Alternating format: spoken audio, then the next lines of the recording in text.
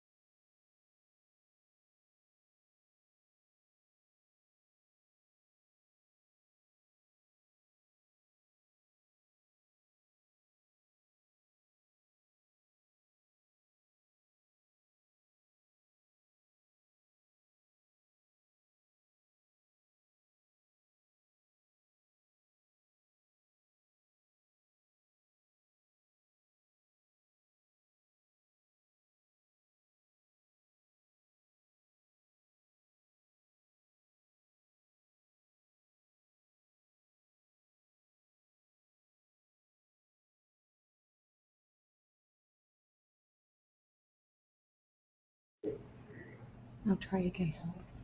Okay. Who is somebody online monitoring? Yeah. Hi, Anthony. We're on. Okay. Okay, we're good. Trina, yes, we can hear you now online. We're good now? Thumbs up? Yes, you're good. Okay. So just so people online can hear, so we're doing a little one-on-one on the truth and taxation. The first slide is to remind everyone that Heber City gets 7.86%, so less than 8% of every $1 that you pay on your property taxes. This is to demonstrate how property value correlates with the millage rate or your tax rate and the property revenue that Heber City collects. I have a hypothetical city here. This city's total property tax value is $10 million. Let's say there's 10 homes in this hypothetical city. Collectively, it's worth 10 million. Individually, those homes' values may go up based on the county's assessment, but collectively, they are worth 10 million. The state tells us with that 10 million, you get $7,000, $7,050. The next year, those 10 homes, those values go up 500,000. So collectively, the whole city is valued at 10.5 million.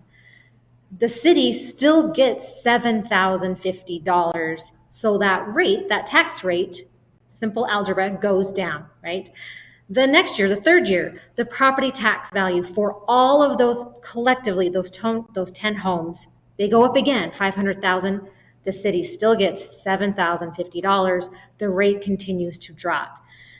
Now, during those years, your 10 homes, you may look at your neighbor and your neighbor's house is valued more, or you're valued less. That's due to the county's assessing. It has nothing to do with the city, but collectively, that's what determines the rate of our taxes, the collective value. And everyone, TNT meets without doing this hearing for truth and taxation to raise rates, then it would fluctuate as she just explained, because we would keep the same taxes coming in, even though the rate would likely go lower as property values increase. We keep getting the same amount of property taxes. But now we're trying to do something different. Please proceed. This is the truth and taxation notice that's required by the tax commission. It's very specific. This is to help a typical tax owner predict what their own bill will increase. So if you have a home that is, say it's actually an average value home in the city, your tax will go up $1,786 a year. You could look at this and you think, wow, my home is valued at twice that. Well, then just take that number and double, and you can you can predict what your tax will go up. So this is just an example to help people understand how their taxes will be affected. Last year, when we did truth and taxation, we had the county provided a number to us as an average home value. It was an average home value, but it was for the county wide. This year, they reassessed the number that they were providing, and they said, oh, we're going to give you just Heber City this time. So that's why last year's number is dramatically higher than this year. It may have caused some confusion, but the county has provided $492,000 as the average home value for Heber City proper. So this is just a little chart that shows if we had kept the original certified tax rate that the tax commission provides, your millage rate or tax rate, let me just focus on this bottom left corner. It would have been, it's hard to say, 0.000705. Your taxes, that would have been the rate, and your taxes would have been for Heber City, $190.77. We told the county, we said we would like a specific revenue increase, and so they put it into a machine and they say, if you want that increase, your new tax rate, your certified tax rate will now be 0.000771, and your taxes will be increased $17.86 or $1.49 a month. And this is just to show in total the city's revenue from property taxes. Under the current rate, we would collect $3.0 million. With the proposed rate, it's 3.29. It's the difference of that 278,000 budget deficit that we talked about during the budget workshops. So why do we need this increase? Why the 9.38%? It is one, to balance the general budget. to mitigate the city's reliance on sales tax revenue and to combat inflationary pressures. Let me talk a little bit about the reliance on sales tax. Proportionally, the proportion of sales tax in our overall budget is growing each year. Maybe one year it was 43% over overall revenues, and the next year it's 45% over overall revenues. That's great. We'll take the sales tax revenue, but it's the most volatile revenue that we have. You can see here in this graph, this is the total tax revenue, so it is increasing, but this red line indicates the volatility of the taxes, and you can see it's definitely flattening out. So if we rely more and more on this volatile, softening tax revenue, you're on a path towards financial difficulties. And this is just to demonstrate the inflationary pressures. You'll recognize this from the budget workshop. This is the difference between what we budgeted for this cemetery admin building to what actually came in as bids. And it was dramatically higher, twice as much. And a lot of it is due to inflation.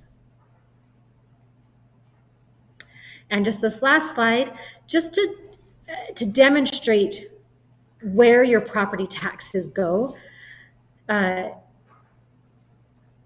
This takes a typical home value of $492. That tax bill will be $209, and if you allocate it based on the percentage of these costs in the general fund budget, you can see how it breaks out. So every year, an average home owner would pay $24 a year to help maintain the streets of Park City, or I'm so sorry, Heber City. Wow, scratch that from the record. Whoa, that was crazy. And for parks and cemetery, $23 a year. For our police, for public safety, you pay $98. An average home would pay $98 a year to have public safety. So that's just a visual representation. That is the end. So I'll turn the time over to you. I also want the public to realize that this is just the property tax breakdown. We pay even more for all these things with our sales tax also. So it doesn't just cost, $98 a year for police, and nothing more. No, we're also having millions more out of sales tax to pay for our police too. That's a really good point. Thank you. Yeah, but still, this is quite a bargain for your home, right? Usually your major investment or your business, this is quite a bargain for what you're already paying, for the city to provide these services.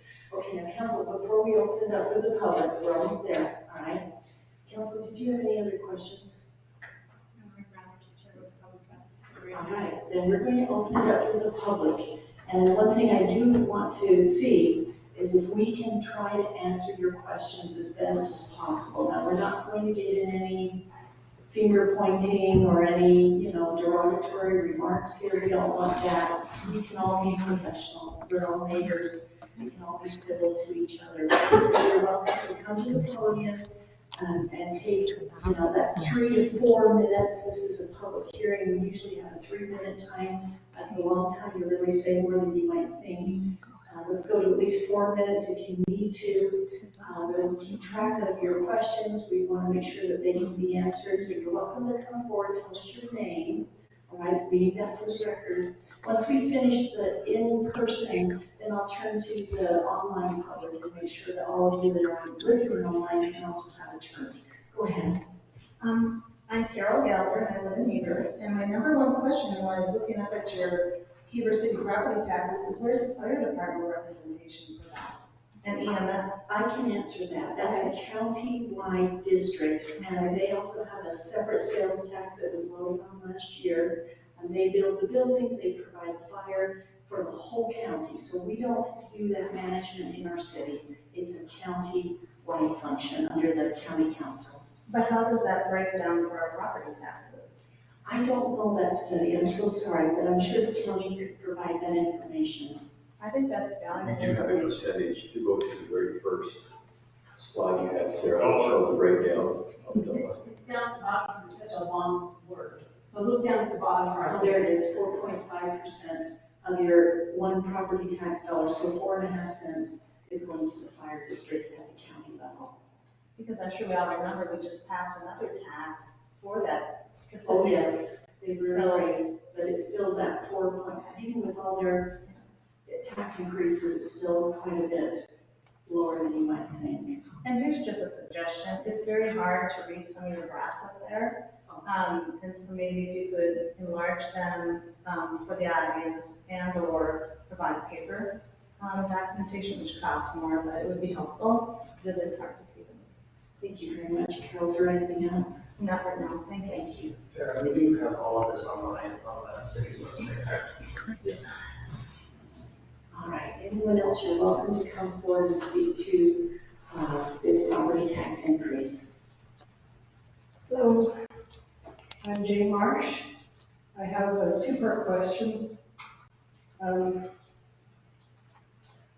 How do they determine what our rate is? Do they assess our property? Is it comps?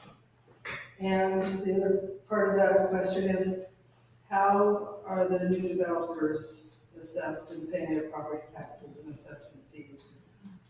I might be under the misunderstanding that the existing homeowners are kind of paying and that developers are getting incentives. So all of that is based as a question.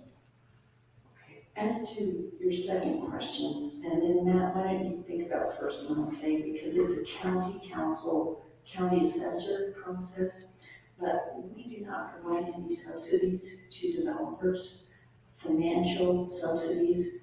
They have to pay impact fees.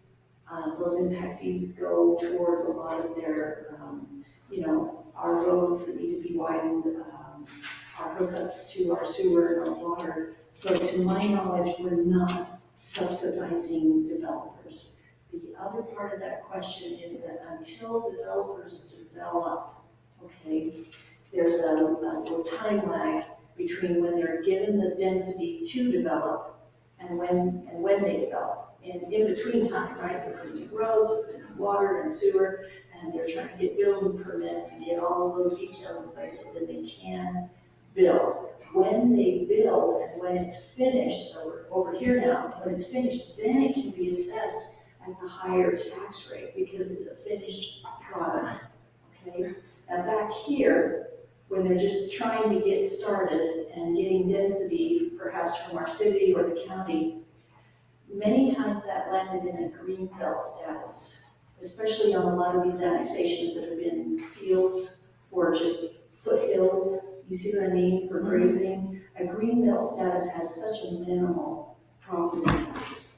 So if it had been in green belt, starting here, and then they put in the infrastructure, and then they get the building permit, and then they start building, somewhere through here, and then they finally finish it.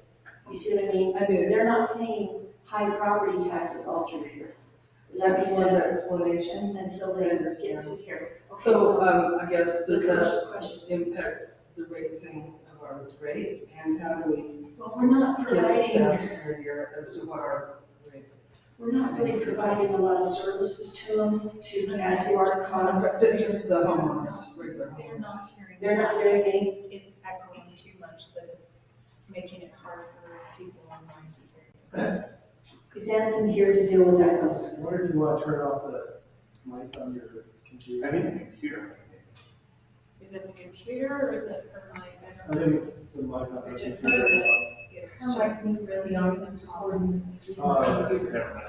Her mic is the only one that should be on. Okay. Well, let's see if we can, I think there is a little bit of an echo going on, isn't It's there? pretty extensive is what they're saying. It's just very disruptive. Maybe That's it's not not mics you. away from her. That's us. Yeah, it's not. Yeah, so just to clarify, are any of these other things responsible for our yearly increase? And, how do you assess what the value is? Not so much an increase in property taxes. Inflation is doing us the number on that right now. Okay. But when it comes to water and sewer and electricity, you're seeing growth pressures that are leading to those rate increases. We charge for sewer, we charge for water in the city. Those are separate rates, different than these property taxes. And yes, we've had to raise those. Inflation, staffing, we've replaced almost the whole east side, right, with new water and sewer lines that were 70+ years old. Okay. And that's not cheap, but we did get good interest rates, okay? So growth pressures put higher costs in different areas, right? Different areas. Property taxes, not till the finished product is there that they get assessed at the higher. But remember, if they're primary homes, they get that 50% tax break, like all of you on your primary home. If it's a secondary home, they have to pay 100% of that property tax rate. Now, let's go back to your first question, if you're good on that. Well, yeah, I'd like to go back to the first question, but you just touched on the fact that I have one house in my trust for my children, so I'm not the owner. My children own the trust, and I just live with the trustee, and my son lives in that house. I live across the street in that house that's just in my name, and I've been getting that one taxed at the second homeowner's rate. So I guess I'll need to Go to the county if you have questions on So, that. They are yeah. the ones that determine I'm sure it. that's just a paperwork thing, but back to the question that everybody really wants to know. How do you base our value and assess our personal taxes? We'll let our city manager take a crack at that. Thanks. Thank you, Eric. Thank you so much. So the county is responsible for doing the property assessments each year. The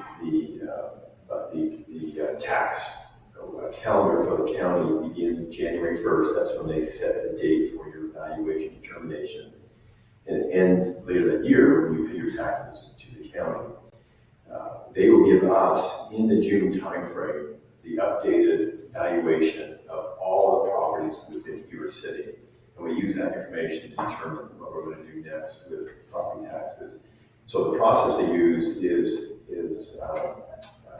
resides with the county. I couldn't tell you a lot about that process. It resides completely with the county how to do that. Thank you, everybody, for your wonderful. Thank you for coming. We appreciate that. Anyone else want to come forward? And if not, I'll move it online, and then we can come back to the chamber. Hi, my name is Linda Middleton. I live in Out My Neighbors, which is an Ivory Home development right off of Southfield Road. I lived there 12 years. Every year, construction on Southfield Road comes through our neighborhood with huge dump trucks whenever they're during construction season. Our valuation has gone up every year except for last year because I had the county assessor come to my home and see that the square footage in my basement is unfinished. I realized that because a house in my neighborhood, one house, sold for over $1 million, the county assessor assumed that every house in our neighborhood would be worth $1,200,000. And they based that on a $300 per square foot, whatever is under your roof, whether it was finished or not. So then I had the county assessor come and see my unfinished basement, and the valuation of my house property went down. But the valuation of my lot went up. So it was like this wave of unknowns, and I realized that that's not you guys. But I'm trying to express for our entire residential neighborhood that we are on the brink. A lot of us are retired. We are on a fixed budget. I realize that this looks like a pittance for the city to get from our homes. But when you value our home, when they value our home at $1 million, that we could never sell it for that. And then our roads are used as a highway. We are used as the bypass, my neighborhood is. Whenever they do anything on the event center or on the road, and now they're building a retirement center, and that road, you just heard that they don't want to cut that road up every year, but they have to because there's always construction there. So our valuation is not appropriate for how our lives are. And our residential homeowners are either retired or their large families because the schools are right there. So one issue that I have is that my city council members, who I assume are representing me and caring about the residents, okay? Because I'm a resident, I have issues with you guys representing me in the Wasatch County, in the legislature, all the way up to the President of the United States. You are my first line. I depend on you to care about residential, because I feel like this is a residential hometown. And when my council member writes that you represent industry, and I know industry was one of the words on the flag, and I get it that we need industry here. But in my neighborhood, industry is destroying residential lifestyle. And I need you to represent residential lifestyle above anything else. And I know we need artwork, and I know we need roundabouts, and I know we need every single year some kind of construction during construction season. But I am really tired of paying for developments for years and years and years that aren't sold and may not sell when when people, okay, here's my issue. $492,000 residents.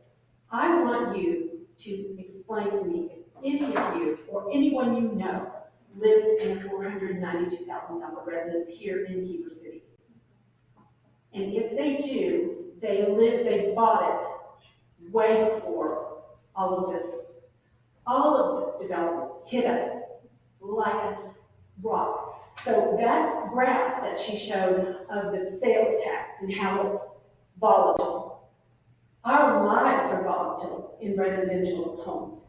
Hail damage, water damage, constant construction, and noise and light pollution. And we, as residents who live here, are paying for that because it's not sold yet.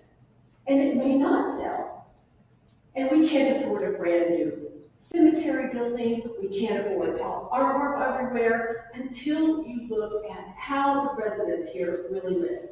Retirees and young families with lots of kids who are right now, at this moment, at 3 different sporting events. They can't be here, the people in my neighborhood.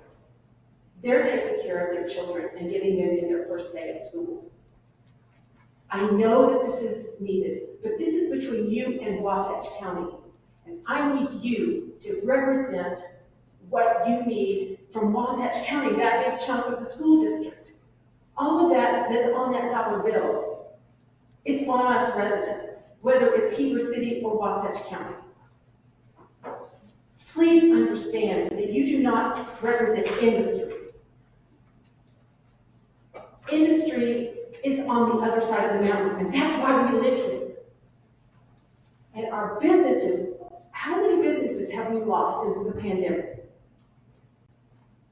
Burger King, all down Main Street, there's the vacant Ace building, there's the huge parking lot that's the Smiths, old Smiths that ought to be, the city ought to own that and use that as a parking ride or something. But as residents, please know that on top of every other entity that has jumped on our backs, this is just one more insult to injury.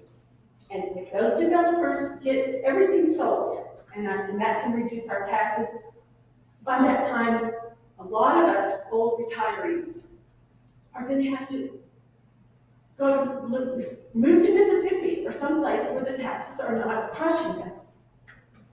Please understand, you represent residents of a hometown. Thank you.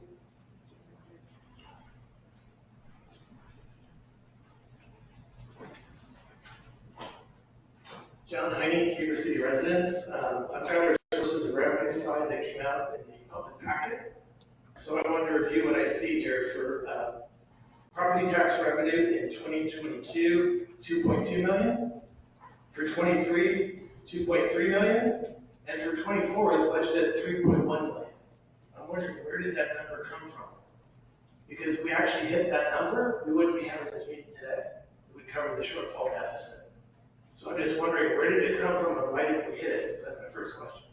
Okay, so let's pause right there. Sarah, this is what you were talking about on that same page. I think it's page 25 of the budget book. Page 25 or 37, depending which number you're looking at, correct? Yeah, and he's talking about the differences from 22 actuals, then we've got a budgeted for 2024, but then we have a projected at less, and I think that's that 300,000 we were talking about. And then the budgeted is 3.5 million. Isn't this your question, sir? Well, my first question is, where did the $3.1 million come from and why did we hit it? Because if we did, we wouldn't be having this meeting. So I'm just wondering, where did it come from and why did we not get there? To start with. Do you want to answer that, Sarah? Let me take a shot. Thank you. One of the things that we do with the city is that we start a budget process in January. And we end up in the summertime talking the budget. And so, as I mentioned earlier, the county begins its property valuation process early January, and we don't get the benefit of that data until the budget is essentially created. So those numbers you're referring to are essentially our best guesses at what we might see through the property tax, including new growth that may come from development. And so if we don't hit those numbers, obviously we overestimated and the numbers came in much lower than that. So when we do our budget, I guess what I'm saying is we do it without the benefit of the assessment values, so we have to do a lot of estimating in the process. There's also delinquencies that can happen, and we can't guess how many that will be. That shows you the difference between what was budgeted versus now that we are starting a new fiscal year. We're not in 2024 in the fiscal year anymore. We're going into 2025 here, July 1st last month. So projections, once we finish all the counting, we're almost finished with the counting for 2024 fiscal year that ended on June 30th. That's what we're projecting right now, is that 2.8 million and not the 3.1 million, given what he said, as well as delinquencies. Thank you. So I'm just going to look forward, again, because it's on the budget, 3.5 for the following year. That's probably not realistic, knowing what we're looking at today for numbers of 2.8, unless we all know of some big project that's going to come online for revenue. And I don't know one offhand, but maybe you all do. So maybe we need to think this going forward at 3.5. But having said that, property taxes, second largest revenue source for all of us. Well, we know there's a huge problem with the county. I realize we at the city level don't make the numbers, the county does. But it's pretty obvious where the problems are. So my question is, who in the city is holding the county accountable for these revenues that are owed to you to help us? So as an example, Walmart, $8 million valuation, way too low, should be $13 million. Compare and contrast that to our only senior center in Heber City, $16 million valuation. Seniors had to be moved out because they couldn't afford the 10% increase in their rents, and they were asked to leave, Johnny on the spot, no questions asked. Again, look at those two valuations, completely opposite one another. Well, look at Sportsman's Warehouse, $3 million valuation.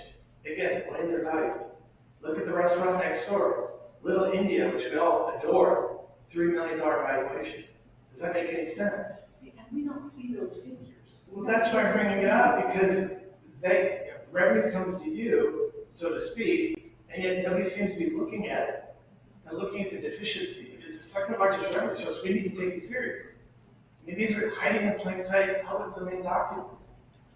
And again, it's not that, I don't even know if we can get those records. We can't even get individual sales tax records. We only get totals from the state and from the county. So I can see where you're coming from, but I feel like, we can do our best to talk with the county council about it, the assessor about it. These are good questions, but we haven't seen those figures to know that. My suggestion is hire a data analyst who could find these irregularities, bring it to somebody's attention, and hold them accountable. Because they're in plain I will sight. give those figures to us. I don't even know if they get those figures from the tax commission. I don't know. Go ahead, Matt. John, I can tell you that I think it was last year the county paid a fair amount of money to reassess all the commercial properties in the city. So I don't know if you're seen this before or after that updated commercial assessment. I'm looking at the new commercial assessments, they're still way up. And just use that as an example. I mean, it's all over the place. It's residential, it's commercial. I'm looking at commercial because it's simple, it's easy, it's straightforward. Valuation is really easy in that area. And I can give you data, point after data, point after It's simple, it's just math, and it's way off. And it's affecting how we're getting taxed, it's affecting our rates, and it's not fair to us, and somebody needs to hold the building next door accountable, and I think it's important. So my suggestion is hire a data analyst. It can easily be done for free to find the irregularities, so somebody can have a discussion to hold them accountable. So that's my first idea or suggestion. My second is thinking outside the box and looking at somebody like Moab. Why has it had no property taxes for over 30 years? Kudos to all of you. You're looking at our growth prospects. You're looking at Colorado. You're looking at Idaho. How to grow our town. I think it's great. Why are we taking that same out-of-the-box mentality on how we tax our residents and look at Moab? No taxes for 30 years. It's mind-boggling to me. I would want to know, what are you doing different? I'm a simple guy. They're a small town. We're a small town. They got an airport. We got an airport. They've got a lot of hotels. We don't have a lot of hotels. They got a lot of restaurants. We don't have a lot of restaurants. They had 3 million visitors. We had 2 million visitors. I don't know what the right answer is, but I see a lot of similarities. Maybe that extra million visitors made the difference. I don't know. But I think it'd be a great idea for somebody here to talk to them down there and figure out what are they doing different. Because 30 years with zero property tax revenue and zero rate is pretty impressive to me. John, they do have a resort tax that we can't assess. And maybe that's a good delta here. I don't know. Midway has a resort tax too. Park City has a resort tax. We don't get one. Yeah. But again, I would simply press upon me, take a look at it, or other areas around. Maybe that's the honest answer. I don't know. I just know zero is pretty nice. If we could take today's rate and level it off for the next 20 years, I think everybody would be happy. If somehow we figured out the secret sauce of Moab or anybody else who's got a very low tax rate for a long period of time, they must be doing something right. Because all I know is they've had disasters there, flood after flood after flood. Somebody had to pay for it. And somehow they found the money to pay for those floods. We don't have any floods, thank God. They might be getting federal funding, they might be held in a crisis center where they get, access. Absolutely. Somehow I pay for it. But anyway, I appreciate your time. I want to be part of the solution. So if I can help, I'm here to help. I think I can. So thank you for your time. Here, if I may interrupt, Yes. we're not far behind Moab in that this is only our 5th tax increase in 27 years. And inflation has hurt all of us. And we look at those vendor bills, right, for city projects, and it's just really disheartening, as we know it is for you. And I'm not sure when that's going to stop exactly. Okay, let's keep this going. Is there anyone else? Yes. I appreciate this information because for me, myself, I know I'm the only one ignorant on here, but I did not realize that the valuation from one building to the next in such a close proximity was so different and so excessive, if you will.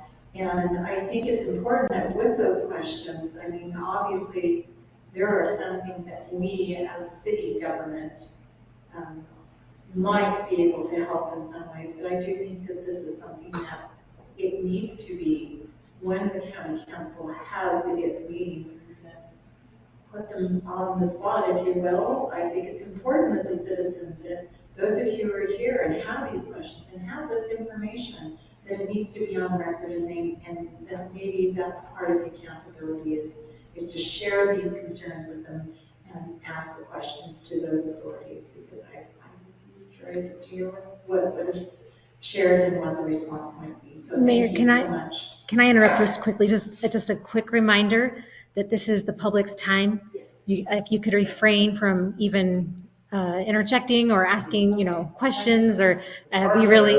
I know. Well, you can answer a question directly, but try not to, briefly, and try not to interject, because only because it is their time, and I just want to make sure that the tax commission is happy with our public hearing. Sure, we appreciate that. We'll let you go ahead, please. My name is Annie McMillan, and thanks for giving me the opportunity just to say a couple of things. I've lived here since 1979, loved every minute of it. I moved to Utah when I was 18, skied for a year in Park City, and never left. It's a great place to live. I worked my whole entire adult life. I served a term in public service here for Wasatch County. Very hard job. I appreciate everything that you guys do because half of the people love you and half of the people hate you. But what I wanted to just say is, or wonder is, why is the solution to city and county problems always to raise taxes? Why can't we work within our means? When you look around Heber City, it is growth, growth, growth. I mean, and you guys benefit from sales tax revenue more than the county, and the county benefits more from property tax. And look at Smith's, I mean, it's going crazy right now.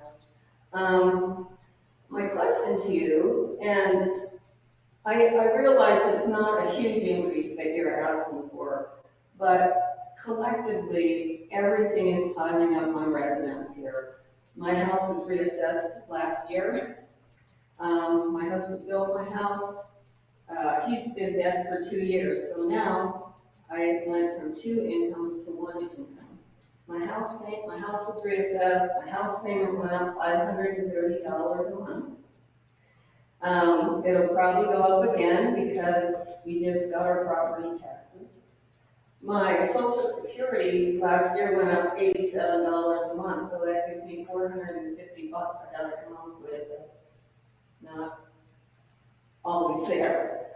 The house expenses went up a bunch between gas, water, electricity, trash. So as the other people have said, it's just getting piled on, particularly for retirees. I want to stay living here, but I'm starting to struggle living here, and I don't know what the solution is. I wanted to say, I think if the city and county could work together, a very tough request, I know, to find solutions for aging residents to stay here. I mean, it's difficult. You can't just look at, you want a 2% increase. Look at the big picture. It's hard. I don't know if there's some way to exempt somebody over 70, or in my situation, I'm a widow now and gotta pay for a house, and it's hard. I did want to ask you, what are you going to spend that increase on? Why is it that you can't live within the means of sales tax revenue? Where is that going to come from in the county allocation? Are they going to have to drop something back to give you a higher percentage of the property, of the revenue? No, you can just up the mill levy or whatever it is. What has been there in the past, it will be in addition. Anyway, just a few comments. And then one last thing, I wonder if you would go back to the slide where you had, on an average house, $12 goes to parks or whatever. When I look at that, what's super interesting to me is if I add everything up with the exception of the police, it's less than the $98 that goes to the police. It looks like we have a really bad crime problem here in the city, that you have to allocate so much of what is there to police. And I don't think we have that big of a crime problem here. And if I was looking to move here, I go, whoa, look at that. And I don't know why that is, why so much of the budget has to go there. Do you want me to answer that, or did you want to Could say you more? speak up a little? I can't hear us. Okay, it is our largest department, right? Largest amount of personnel. Their equipment is not cheap. They have many state and even some federal requirements that they have to meet for the evidence, right? For the record keeping, and for the training. And, their equipment's not cheap. So they're the largest department. That's why they do get the most money. We want to be safe. We want our lives and our property, our liberties to be safe. Actually, on an average, Annie, we have fewer police officers per capita than the national average. So you see what I mean? I mean, if you were going to move here, you go, whoa, I don't know. And maybe that's good. Maybe people will stay up. Advertise that. first of many quarterly police reports. We just started that, where the chief is talking about new initiatives, talking about kind of overall statistics within our city. No, we do not have any crime waves going on, which we're really thankful for. But I feel like, we can't just have the minimum of the minimum when it comes to our police. Well, anyway, thank you for your time. But really, keep in mind, a big percentage of your population here is aging. It all is piling up on us, and I want to stay here, but I don't know if that's going to be possible. And I've spent almost my entire life in this city, and it would be a crying shame to have to be taxed out. And I understand the city isn't the big chunk of Wasatch County, but it's a crying shame what's happening, and I think other people have talked about that. So anyway, thanks for your time, guys. Thank you, Annie. We really do appreciate the service you've given the county in the past. And, what you stood up for has inspired me quite a bit when it comes to open space and preservation. We're still trying to carry on that legacy that you tried so hard to do. Yeah, I was the one who introduced that thought process, the town, and, Heidi, I'm a big proponent of open space, but every day I see the traffic rolling through town. I know that you're having discussions with UDOT and trying to make the impact on the North Fields as minimal as possible. And I am a logical thinker. And I would encourage you guys, it feels to me like nobody wants to take the best solution to the traffic. I feel like everybody in the county and the city is kind of dancing around. I mean, we keep getting developments on both ends of town that can disrupt traffic more. And I hate to say it, but from UDOT's perspective, I think that they aren't positive that we collectively want a positive solution to move traffic through town. And if you logically think the best solution is to go straight through that Northfields to River Road, because trucks don't want to take a left, they don't want to take a right, they don't want to go to the traffic light, they want the bypass. And it breaks my heart to say that, but logically thinking, I don't know if all of you consider yourself logical thinkers, that would be the most positive solution. And down the road, what you and I could probably anticipate is then little by little to the east, that would be annexed into the city and you'd see development, but possibly you could save the 2,000 acres to the west of that highway if it went like that. But the traffic is ridiculous and something's got to be done, and you guys have a very tough decision to make. And that's just food for thought. Thank you very much. Yeah. We appreciate all of your time and all of your time to come out. Yeah. Thank you. Thank you. Now, anyone else want to come to the podium in the chamber? Otherwise, I'm going to go to those online and see if they want to turn. You can, after we're done with online. Okay, keep thinking. All right, everyone that's online, feel free to come off mute, and I'll call on you to give your comments in the public hearing.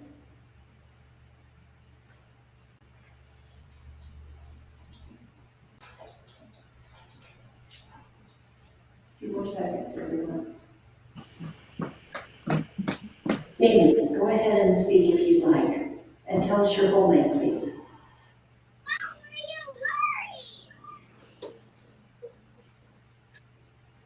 Jamie, did you want to say something? Sorry, yes. Oh, we're not hearing you. I'm sorry, we're not hearing you. Okay, hang on a second. Jamie, because you have two logins, you might want to check and see if the other login's muted, or you might get an echo. Oh, one of her logins has dropped off. She might be back. Is there anyone else that would like, oh, Jamie, can you come off mute? Or is there anyone else that would like to speak that's online? lose your speaker, and then you lose your speaker. They're saying that the only mic that's working is Sarah's. Oh my goodness. And that's the only one they're able to hear very well, but the rest, especially from yours, is extremely bad. Still the same. How is that possible? It's echoing quite a bit. Should we move this one over to the, Is there anyone online? it's Anthony switching it up. Yeah, I saw him on there. So You're before, on mute. Would you like to give a comment? just the sound. Yes, line, can it you hear sounds me? weird. Can you hear me? Hello? Is that now, Mayor? Can she hear you now, Mayor? Kelly or Jamie, if Can, either would like to speak, please go ahead. yes, can you hear me? Kelly's voice is She's moving. it's moving, but there's nothing happening. No, she can't hear. Hello? I can hear you, but they just Hey, went off somehow. yeah, I'm gonna try. I know they've been having sound problems. I'm gonna try something else.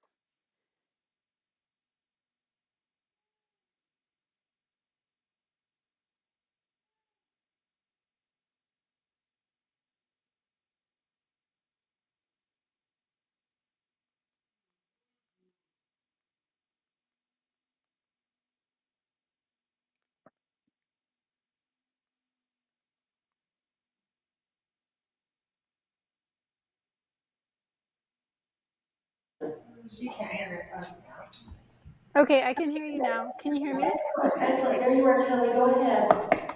Okay, I just wanted to I kind of echo a lot of what's been said already, but I'm just kind of feeling I know a lot of people around here in the city are feeling squeezed in every direction as far as everything is going up, and I'm just curious what in the budget or just how you guys navigate inflation, and just how it just seems like we're heading in that direction more and more. Everything just keeps going up.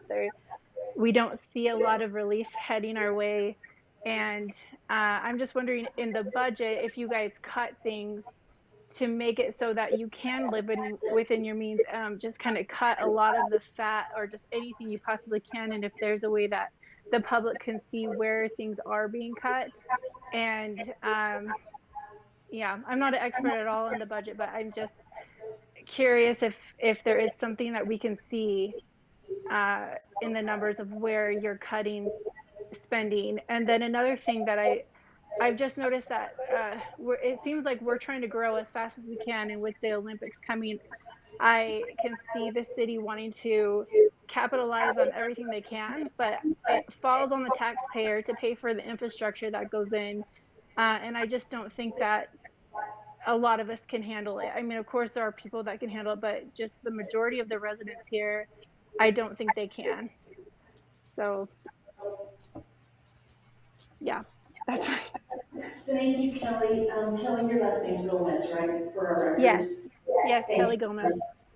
Thank you. Sarah or Matt, do you want to answer Kelly's question on what has been cut in the budget? Yeah. Kelly, can you hear me? Yes, I can hear you. Excellent. So a couple of things. One is recognize over the last 3 years, we have faced 40-year highs of inflation, where we've seen capital project costs increase on an annual basis almost 20%. I mean, it's just been ridiculous, to be quite frank with you. As a budget process, what we do is called a zero-based budget, which means each department is required to build their budget from scratch. Unlike many cities, state governments, and the federal government that does incremental budgeting, which is they simply take last year's budget and increase it by a percentage, we start from scratch. And we look at the challenges we have each and every year and build a budget to meet that. I can also tell you that when it comes to hiring staff, we don't automatically default to staff. What we do is we try to leverage technology, outsourcing, partnerships, whatever we can, recognizing that new staff is one of the most expensive solutions to meeting our ongoing demands for service. So I think I can say very confidently that despite the 40-year high inflation, we're asking for a very tiny increase. I think that demonstrates very clearly what we've done to try to manage costs to the best extent that we possibly can. Sarah, is there anything else you'd like to add? So Kelly, in the agenda materials, there's a final budget fiscal year 2024-2025. And you will just see by scrolling down percentages where the budget has been increased or actually decreased. So there are changes in our budget of what we are decreasing, like different travel costs, different equipment costs. It varies by department, but you're certainly not going to see increases on every single line in that budget book. There are places that we are cutting. We're trying to cut back, sometimes in overtime. And, we certainly try to manage our benefit costs too. And we've even been able to manage some decreases there in our benefit costs this year. So we are trying to be wise. Anybody could look at this budget and say, why not cut just this? And we are open to your feedback. But please look at that budget book. I know it's 173 pages, but you're going to see each department, you're going to see what was budgeted, and then whether that's an increase or a decrease. Kelly, is there anything else? No, that's it. Thank you. Yeah, I think that's it. Thank you. Okay. Thank you very much for attending. So is there anyone else online? Jamie, it looks like you're off mute. Let's see if we can hear you now. Can you hear me? Yes, thank you. Go ahead and tell us your full name, please. Okay, my name is Jamie Hewlett. So I also feel, the pressures of the increased taxes. I'm just wondering about, so our house are automatically raising, the value of our house are automatically raising with inflation. So that our taxes are automatically going up. I'm just confused about how we can claim that the taxes are raising because of inflation when you're already taxing on a higher value of our home because our homes are worth more because of inflation. And Jamie, that was something that Sarah had explained, that unless the city council passes this 9.3% increase, that even though so if they don't, even if your valuation of your home went up because of inflation, then the property tax rate would automatically be lowered because the city can only get the same amount of property taxes last year unless we do this public hearing, we have the public come in, and then we take the vote to raise that rate. So even with inflation, even with higher valuations on your home, unless the city does this truth in taxation, your value's higher, but our tax rate would be lower. Now we're asking in this public hearing to not do the lower amount that would automatically happen. We're asking for that 9.38% tax increase. Let me make sure I get that right. Yeah, 9.38%. Did you have anything else that you wanted to ask or say? Yes. So it was interesting hearing about Moab, and I actually, my dad has some property there, and um, we have some other things there that I've been highly involved with Moab, and I've noticed a lot about what they do is they don't allow much just density. Like they're not pushing for density because once you're well, I think the city did their own study that people pay for themselves for 7 years, and after that 7 years, they become a liability. So when you're approving all of these homes, and then you say, well, we're going to get this tax evaluation for once they're completed and people move in, but that's not really accurate because then we need more police officers and we need more schools and we need more school teachers, and our city did its own study that, people pay for themselves for 7 years and then they become a liability. So I'm just curious why we keep pushing density instead of commercial, which actually makes us money. Does anyone want to answer that? Well, I can try. I think the city tries to balance the needs, both residential as well as commercial. You are correct that commercial is assessed at 100% of its valuation, and it's also a great generator of sales tax, so it's really important. But I think people live in Heber to, of course, enjoy the mountain lifestyle and want to have that balanced out with having fewer residential as well. So I don't know if the city's goal is to have a lot of density. If you look at our zoning, it is to have higher density in the village areas, lower densities on the outside of it. That's been a consistent theme the city has wrestled with the last couple of years. But I think to answer your question is we try to balance our budget with numerous sources, commercial as well, of course, residential, trying to provide the most cost-effective service that we possibly can. Anything else? Mm. Okay. Anything else, Jamie? Uh, yeah, I was gonna say one more thing. Oh, yeah, what I was gonna say. So there are a lot of older people, and I talk to a lot of older people who, a lot of people are waiting for their parents to die, so they can move back to the Heber Valley and they can get a free house. But their taxes are so high that they're like, we don't know if we're going to be able to afford to move back to Heber because of the taxes. And that doesn't include the price of their home because they're inheriting it from their parents. So I'm just wondering, what we can do about those types of people that their whole, because they're limited income, their parents die when they're 90, and so these people are 70 and they're trying to move back into these homes and they just can't afford the taxes. Thank you. I'm sorry I don't have an answer for that right now. What I can try is we can control what we can control, and what we can control, of course, is the city's portion of the tax rate, and that's why we try to run a very tight ship. We try to keep our organization small as we grow in order to try to minimize the impacts in this sort of situation that Jane describes. And then Jamie, I did remember the county has the Board of Equalization that you can appeal to get a property tax rate. But you have to prove a certain income level to them to get it. And I'm sorry I don't recall that. Jeremy, maybe you remember it. It's a certain percentage of the poverty level or something like that.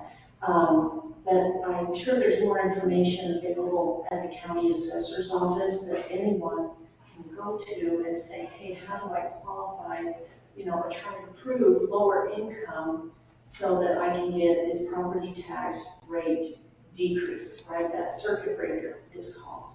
So please contact the county assessor's office, or, if people ask you about it, they should do that and ask about the circuit breaker for the low income exemption, I guess I could say, on their property taxes. Okay. Thank you. Of course. Is there anyone else online that would like to make a comment? Just come off mute.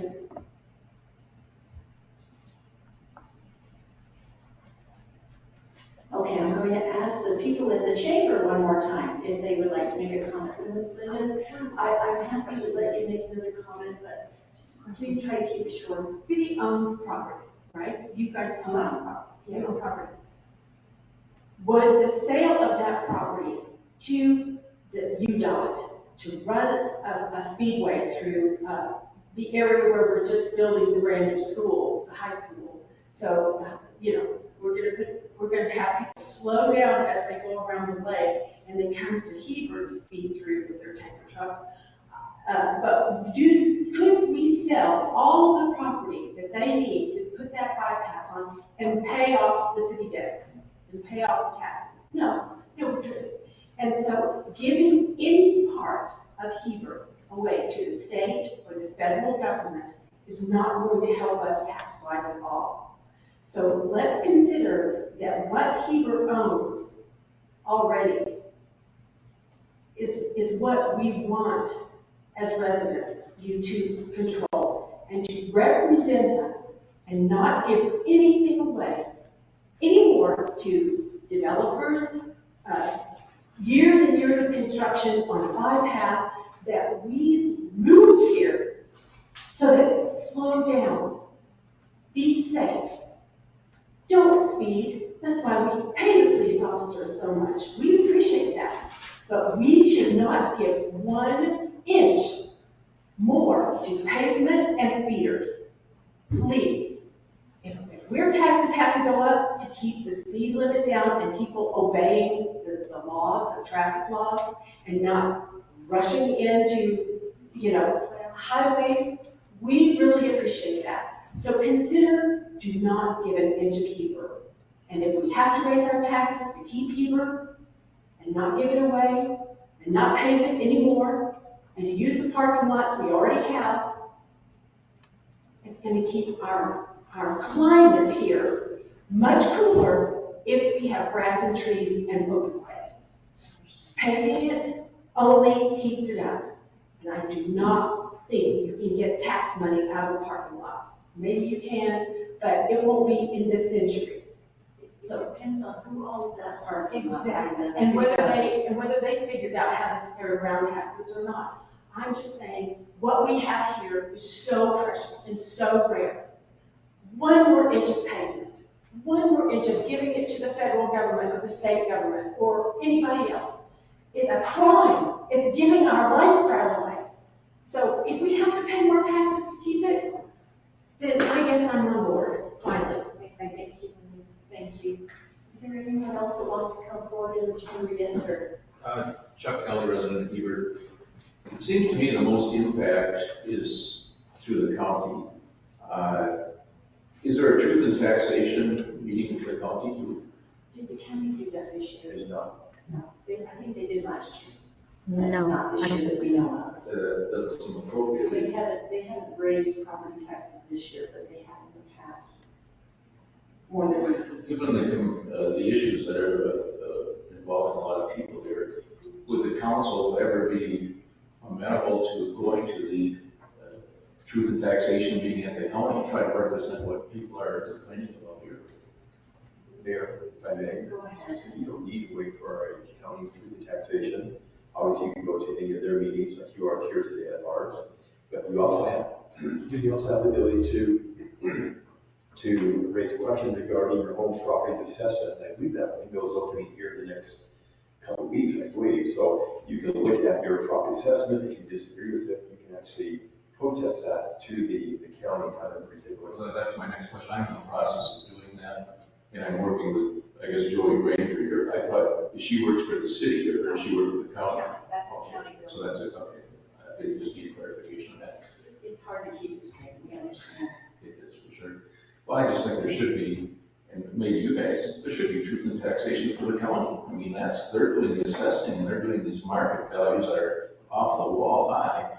And there should be some representation to say, hey, we have citizens concerned about a little bit those numbers. So that's my 2 cents anyway. I do think that most of us have talked with the county council for several years about the evaluations and how they need to be accurate and why is there still so many issues. It's been a long process for them. I can't explain everything they've done. They've certainly tried to do what they think is best, but I'm sure that will be a continuing discussion with them. We certainly about John raised some good points about there's some skepticism about whether it's a fair system or not, and we all want fairness in taxation, that's for sure. Thank you. Thank you. Appreciate you coming. Aaron, just very quickly. Yeah, your question was, are we willing to go and to attend those street taxation meetings if they occur? I'm willing to go. I'm just letting you know that I know that some people have been asked that question in past councils, but I've only been since January, so your answer is yes. If there's a truth in taxation, I'll show up and answer and be a part of representing Heber City. And I also live in Heber City, so we send back to eat as well. So. Carol Gallagher again. So this is really a request for information about the impact fees that developers have to pay. Heidi, you mentioned that they have to pay water and hookup fees, but what about their contribution to the schools, to the road structures, to the fire department, the police department? So really, I'm requesting information from everyone here so that I understand it better, because I've heard that there isn't any impact fees. from the developers going to the public schools and to the other. So I would appreciate any information you could provide, but thanks. It's according to state law that the school districts cannot charge impact fees. And our own representative, Mike Kohler, tried to get a law through the state legislature, I think in the last year or two, for that to change so that school districts could charge impact fees, but it was not passed by the state legislature. It's a continuing debate. We charge impact fees for roads, water, sewer, the parks, thank you, and the public safety building. Traffic. Roads. With roads. Is there anything else? Fire, public safety. We don't assess the fire. That, I said public safety building, but then you're also paying the county for the HVSSD, the sewer district impact fees for Heber Light and Power, which we've raised twice in the last 2 years with inflation. If it's any of the new development up north, then it will go to the JSSD or the NBSSD. That's the other county special service districts for water and sewer. And then, of course, the fire district. So that's a lot of impact fees that developers are paying, some to the city, some to the county. I probably missed some. I hope I haven't. Just clarify one quick thing. You said, the mayor said, Heber Light and Power initiative, which we've raised twice. Yeah, we're The on. we in that case happens to be that we happen to be sitting on that board, but Heber Light and Power is a separate entity. Heber Light and Power raised rates. City of Heber did not decide that. Just Thank you. And just for further information and thought, is I'd like to see a location where I can assess all that information. I'd like to know how much they're paying in impact fees, and is that documented somewhere? And I can definitely contact Mike Kohler and have a discussion with them, but I'd like to be more educated on it so that when I go on these discussions, I'm more knowledgeable about the issues, because I think that needs to change, and if that's a state law, I think it needs to be exposed so the general public understands it, and I feel strongly about that, so I would appreciate any information where I can access that information. That budget book that I referred to, that 173 pages, I think at the end is the consolidated fee schedule. And that's what we call it in our city, where all the fees are shown there for every single thing in the city, and the impact fees are there. Just at this local government level, there's a lot of local governments, I'll say. So then there are separate websites besides what we have here. There are separate websites for the hvssd.org, separate websites for Heber Light and Power, heberpower.com. You see what I mean? The JSSD and then the fire district, they have their website. It might be under the county, but they will all have their own fees posted on their own websites. And it can add up to be quite a bit more than you might think, depending on the size of the building, or if it's commercial, or how much water they would use, or how big their sewer connection is. It can be the new, for example, the new car washes in town. They have to pay quite a bit of impact fees because of the water and the sewer usage that they have. And, you can say they're fair or not, but we have to do, just really quickly, we have to do an official, impartial, expert study on all of the costs that we are projecting for roads. And then we have a road impact fee for every new home or every new business that would use the cost of those new projects. Then we have to do another study for just our water supply, our water distribution center, and the staffing, and not for staffing, sorry, that's not impact fees. But if we had a new water tank, if we had a new spring, whatever growth would demand in the future, we project those costs in a 5 to 10 year plan, and then every person that hooks on, once the study's done, they pay a certain proportional equal amount, depending on if they're a home or a business, right? And then the next study has to be done, right? There's a lot of different independent studies, and the numbers have to be, done expertly and professionally. We can't do the numbers ourselves. It's an outside consultant that does them, that does it statewide actually, and there's several that we compete with. I'm just saying, those are the legal standards we have to meet, and so it's a bit scattered, and any of us would be happy to help you track down that information. Well, you did mention the public schools, and yet on the draft, taxpayers pay 68% for the public schools. So I'd like to know the impact fees to the developers, Ivory Homes, for example, building new projects in Heber, Coyote Ridge, there's another location that continues to grow. And so I think that every citizen that pays taxes needs to have that information. I'm going to use my card if you'd like to meet with me, talk about it. Thank you. Yeah, thank you very much. Definitely. Thank you for your time. Just for what it's worth, if you go to heberut.gov and go to the search bar at the top right and type in the word impact fees and search, the thing you're looking for is master schedule impact fee. And on my screen is the second one, but there's a number of them because we do have historical records. There's one that says effective 5/1/24. Just to make sure that the one you're looking at is one of the more recent ones. Because that does have all the histories that the mayor talked about. I'll give it a try. Thanks. All right, thank you. All right, anyone else in the chamber? And then I'm going to go back to the online and we'll see if we are almost there. Jane Marsh. I agree with truth and taxation. It would be a great idea if we were to be able to implement that.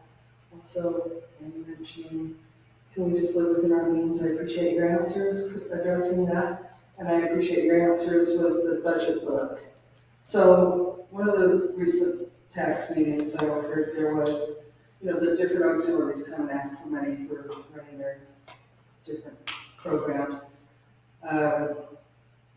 Tourism travel was asking for $1.5 million for a vestibule conference room at the visitor center.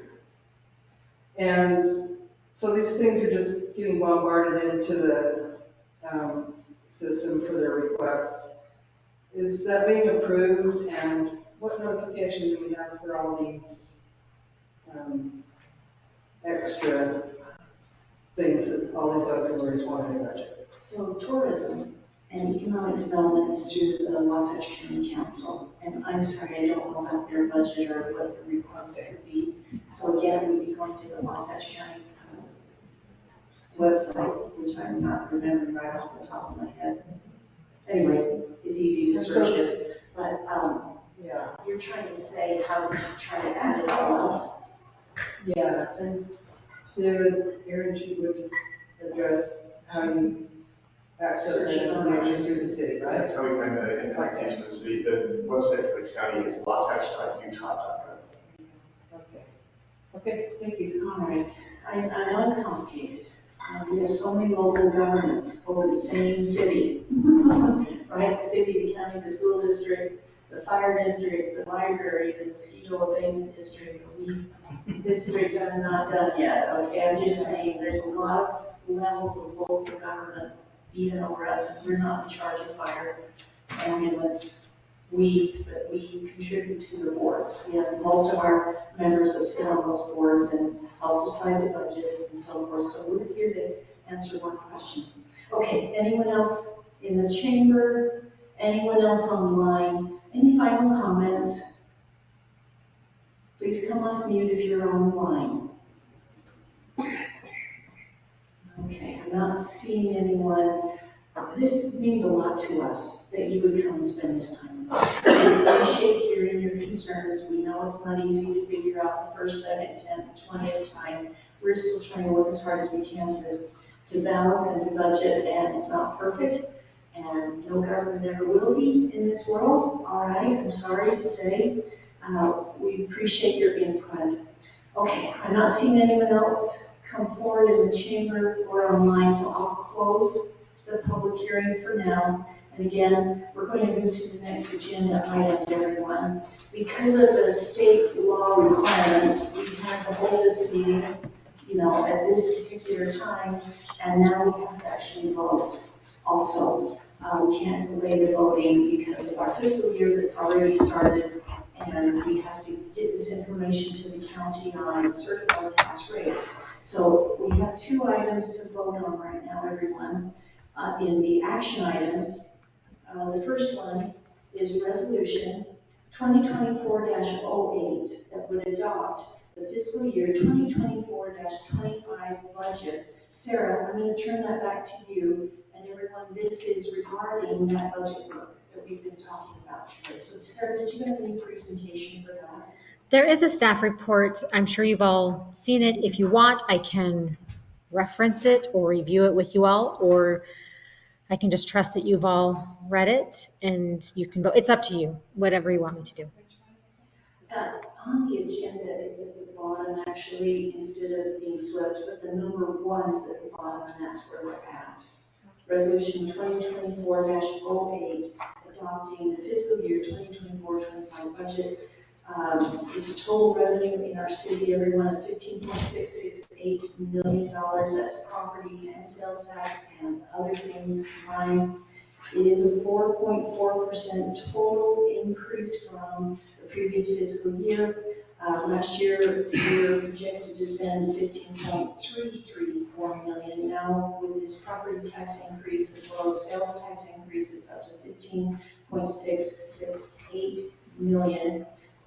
We could talk about positions. We could talk about other general things that we're doing. But does anyone have questions on the council? Okay, about this resolution or the budget? Sarah, is there anything else you want to say? No, I can answer any questions, so if you have any. Okay. I'm not on. Before we go, I did also, we haven't been able to speak much during the truth and taxation, but I want to echo Mayor Franco. We really do appreciate you coming here. I think it's been a good discussion to listen to your concerns. There are concerns. We live here too. We have children that want to live here and can't live here, and we have taxes and it's just jumping. And we've kind of had some good discussions from Mayor Franco and our city manager to explain some of that things. Like Annie Mullen said, governing is hard. It's about making choices on behalf of the majority of the people. How can we benefit most of the people the most? And there's always going to be somebody that's left out or hurt. An elderly woman, a widower. I get it. I really do believe and want to compliment our staff. These are hard things we do every single year. We run a budget without a deficit. So we don't just get to print money. We have to live, we do live within our means, and we're quite frugal. I have lived many places in this country and certainly traveled, and I have family all over this country. And by far, our property taxes are the lowest of any of my family members anywhere else in this country.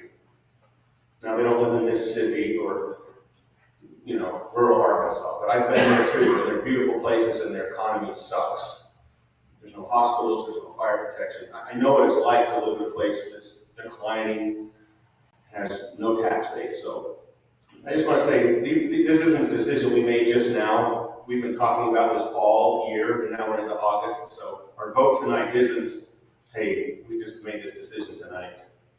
But I want you to understand, we take this very seriously, every single person up here, to balance the demands, the requests, the needs, the wants of everybody in this community. Everybody that's lived here for 50 years, and most people that have been here 5, 10, 15 years. And there's huge expectations. We build a trail, and it costs money to build that trail. And people say, why don't we have more trails? Well, some people say, why are you spending money on trails? So we're building what we think is best at the time it's best, and we're trying to leverage our money, leverage our grants. We may do something now because we get half of it paid for by a grant from the state, or for open space bonds or something. That's why we sometimes make changes in our policies and do it now because it's a good investment. I think all of us up here would agree to invest. We're really investing in the future. And we're making up for some past errors.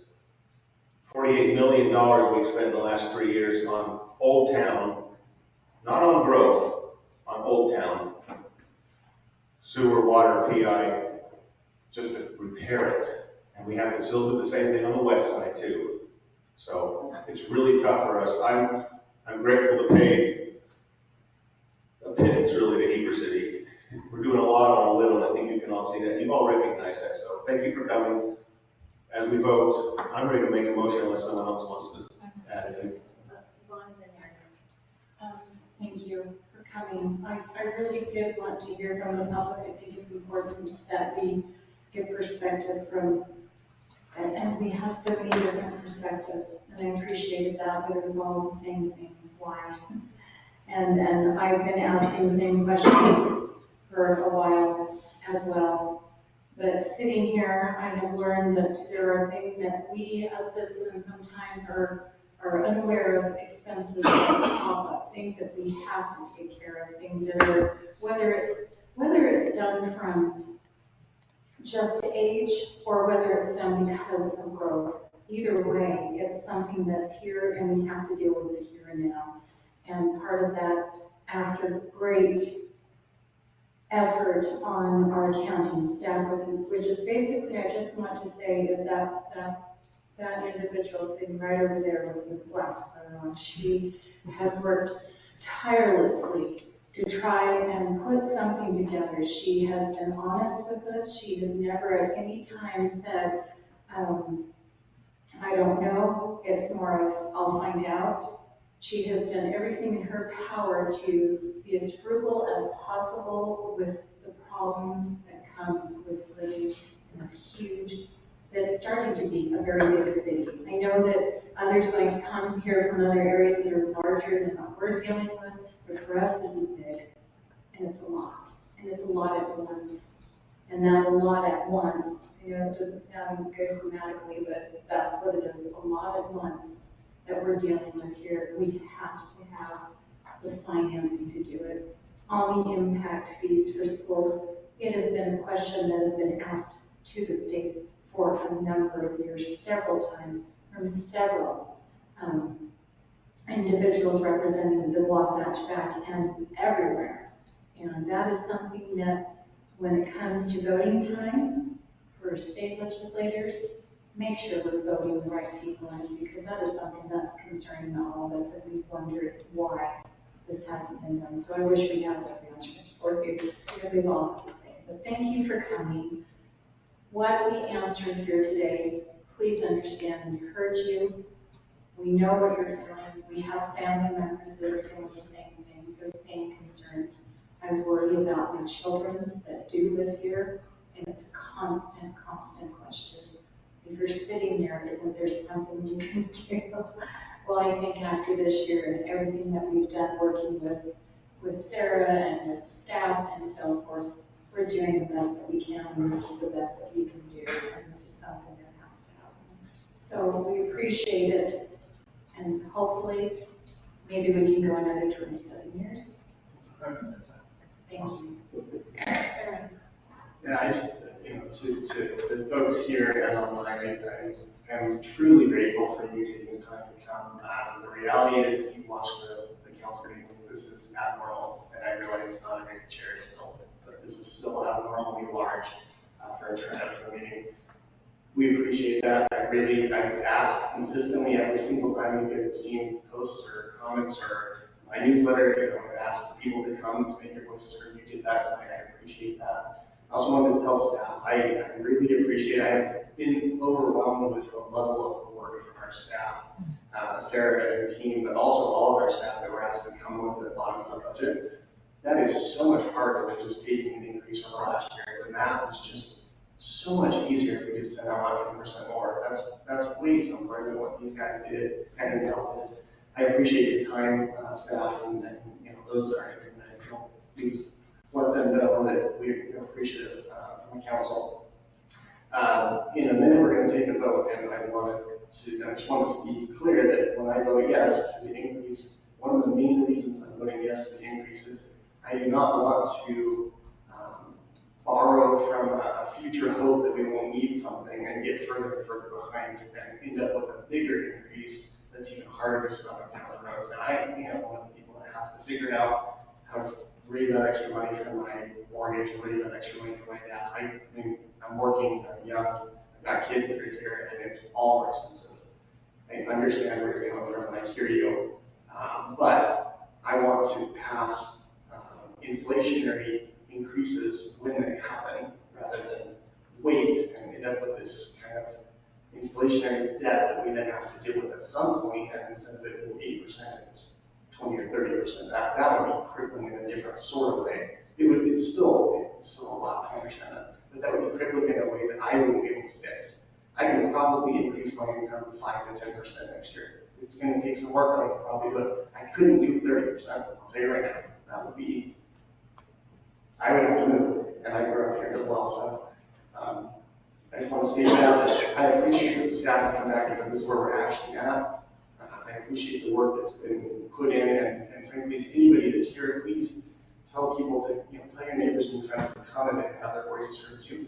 But if you want, it's not going to be the most entertaining thing. If you want to go back and look at the meetings we've had about the budget so far this year, you'll see us nitpicking and cutting and talking through things. And it's not going to be Netflix binge worthy by any stretch, but it is informative, and I think you'll understand a little bit what we do. I appreciate that the staff has asked us to think about this total number and think about what that means for an increase so that we don't get further behind, because I wouldn't be able to stomach that myself. So thanks again, staff, for the work, and public for coming out. Any other comments? Sid? Now, I'll keep mine short, but yeah, Sarah and Matt, this was tough. This is tough. This is my first time going through it. And I hate dealing with money. Everybody does, but we have to. So I think we're heading in the right direction. Like Aaron says, we need to prepare for the future and not hope for the future. Let's take it by storm right now and move forward. So again, thank you. We're trying to represent you the best we can. And we're doing everything we can to represent you. Please reach out to us if you have any questions, concerns, and we'll do everything we can to answer them. So that's all. Thank you. Thank you. I need to ask a procedural question, Jeremy and Trina.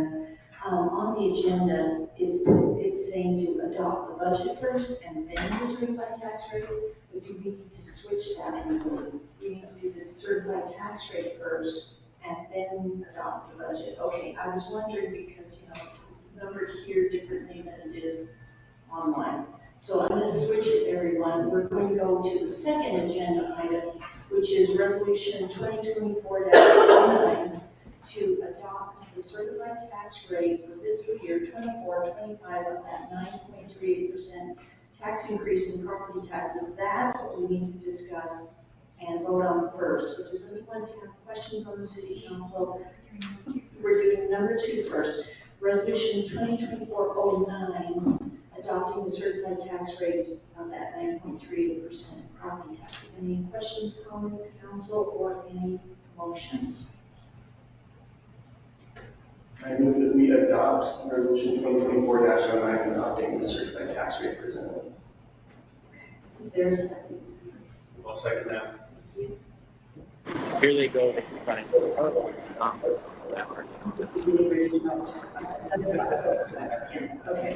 All right, any further discussion, council? All right, Scott, you get to vote first on Yes. resolution. Yes. Yes. Yes. All right, resolution 2024-09, increasing property taxes for fiscal year 25 of 9.38% is approved. Now we go back to agenda item number 1, which is resolution 2024-08 to adopt the entire fiscal year 25 budget. Is there anything else you want to say, Sarah, before we go forward? Just to note that this year we are combining the CRA budget. So we have clarified with the state auditor's office, we can do this in one resolution. In the past, we have adjourned and reconvened, done the CRA. We don't have to do that. One budget, so feel free to, it covers it. Feel free to adopt both at one time. Oh, very good, very good. So this is a combination of the CRA budget as well as the city budget, everyone. The CRA is the community redevelopment area that the city has set up on mostly Main Street, but other areas of the city. So that's 2 separate budgets for 2 separate entities. The CRA has a different budget than the city, even though it's the city council that is also the CRA board. All right, council, do you have any questions, comments, or motions for resolution 2024-08? I'll make a motion. I move that we approve resolution 2024-08, which is our fiscal 24-25 budget, as presented. Thank you. All right, it's been moved and seconded to approve resolution 2024-08. Any further questions or comments? All right, we'll start with the voting. Scott, you're first. Yes. Yes. Yes. Yes. Yes. All right, that passes 5-0, resolution 2024-08. Everyone, we finished our agenda. Does anyone want to make a motion to adjourn? So. Thank you. Second. Thank you. Scott, do you want to vote? Yes, please. Yes. Yes. All right, we are adjourned. Thank you. Thank you, everyone. Thank you. Good job.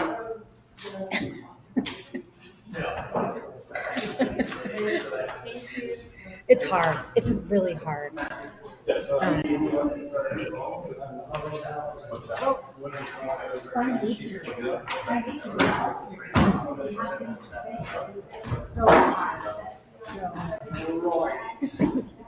You're right. You know what I said. Keep your mind.